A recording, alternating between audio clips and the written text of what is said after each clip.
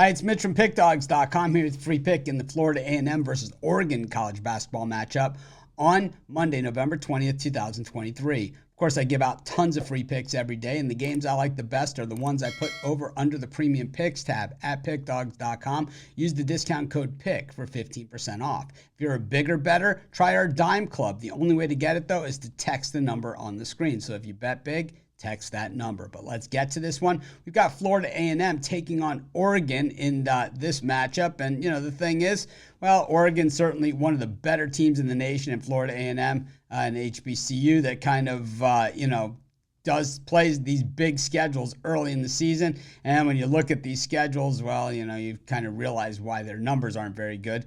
Opening up against Creighton, then they played Nebraska, then Florida, and now here they go against Oregon. So basically, 4 heavy hitters out of the gate. These are much tougher opponents than almost anybody else in the nation has played out there. And of course, as we go through the numbers for both these teams, you're going to see that as well. We look at the Oregon Ducks team beating Georgia out of the gate, 82-71 as a 6-point favorite, then not covering the spread against Montana, winning by 14 in a game they were favored by 16, and then last time out, blasting Tennessee State with their best offensive effort of the season, putting 92 points up. Of course, Dana Altman, Oregon's head coach, was one of the early adopters of the transfer portal. Second he heard of the idea, he hit it and hit it hard. A lot of coaches didn't like the way that the transfer portal set up. A lot of people agree with it. A lot of people don't. I'm kind of on the fence myself when it comes to that, but I don't really have a say. I think it is here to stay in one form or another. When we look at Florida A&M, generally they get a ton of points in these games, but it has not meant a lot of covering the spread,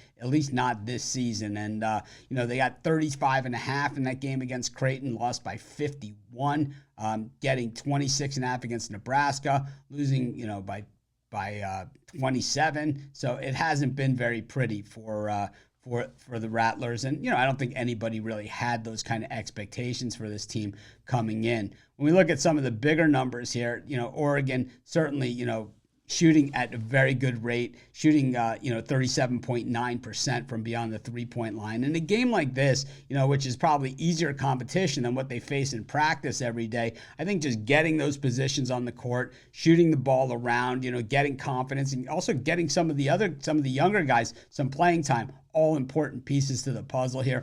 Florida A&M just does not defend the three very well, at least not in their openers. So they're one of the worst at defending the three in the nation, bottom 5. And when it comes to shooting the three, well, they're just as bad, one of the bottom, tier teams as well in the entire country. What we have here is a mismatch, and Oregon should be able to name their number in this game. Generally, I don't love laying a bundle of points in these type of games, but I don't see any reason not to here. I'm going to take Oregon, and that's going to be my free pick. Of course, while you're doing your picks today, check out our betting tools at Sports Chat Place. They'll tell you how often historically all of the bets on the board today have hit, and then show you the ones the odds say are the best bets on the board today.